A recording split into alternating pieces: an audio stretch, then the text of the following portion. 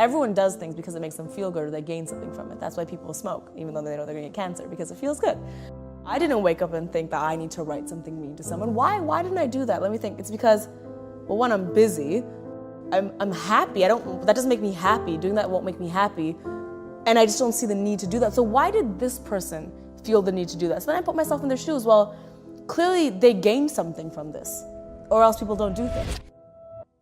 And so they're gaining something from putting someone else down, which means they're not happy. They're not in a happy place. They're not accomplishing the goals they want to accomplish. When someone writes something on the internet, they're not telling your story, they're telling theirs. They're telling their story of unhappiness of not being where they want to be. And I really believe that. So there's many times where I read a hate comment and I go, oh, I'm gonna roast you, and I write something and I literally just delete it, because I'm like, you have your own issue you're dealing with, and it's gonna be to no benefit to me to respond. You can't control the environment you're in.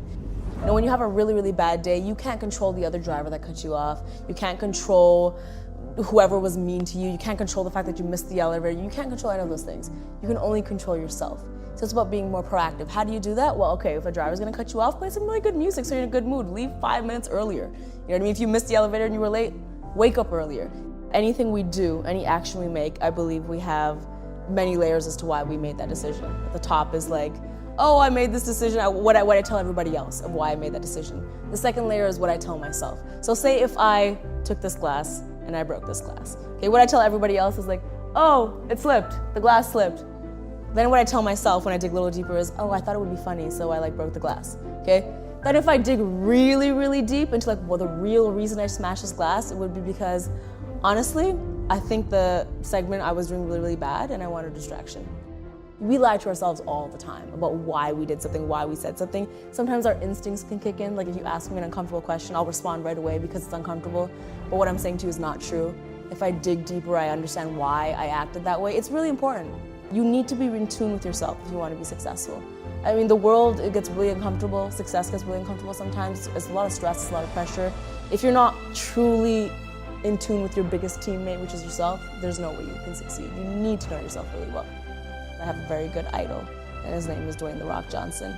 And I think he is someone who is so successful, and the number one thing I've learned from him is how he shares his success in such a humble way that also validates himself. If you ever just go on his Instagram, it's from a place that's like, this cool stuff is happening, and it's really exciting and important for me, so I'm gonna share it because it means a lot to me.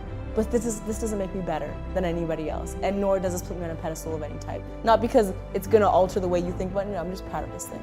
And so I think we need to change our association, our relationship with our success in that way. Even now when I accomplish something, I don't care how many people come up to me and say, congratulations, you did really well, this is a cool thing. When I lie down at bed, I literally hug myself and I'm like, you did really good. That was a really good thing you did today.